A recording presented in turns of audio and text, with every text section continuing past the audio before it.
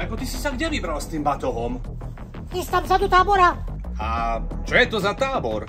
Robia tam letný vojenský výcvik do riti. Dobre, dohrajme hru. Viete, že ste nesvojprávni, nikam by vás nevzali. Dajú mi za to 3000 eur. No na čo vám je taký tábor, kde vám tak maximálne dajú zavšivavené deky a gumené samopale? Sklapnite holohlavý čurák, ty si celú techniku rozfoforoval. Tak ja by som znova urobil vojenskú lotériu.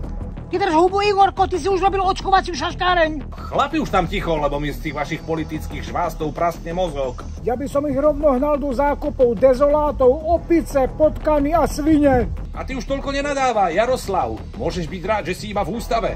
A na noc si odvleč aspoň 3 nohavíc, nech ťa niekto s nabitou zbraňou nenapadne odzadu. A keď budeš ubývať hajzle, tak sa veľmi nezohýnaj. Len čisto hypoteticky, keby ťa tam vzali a zarobil by si 3000 eur, čo by si kúpil? Nafukovaciu anču, pornokazety a za zvyšok hamburgery. A ty, Igorko, by si nešiel na výcvik? A na čo by som tam šaškoval? Však viete, že všetci poslanci a politici pri vypuknutí konfliktu zalezú do bunkrov. Dobre chlapci, dosnívame, došaškujeme, večera je o 10 minút, poďte.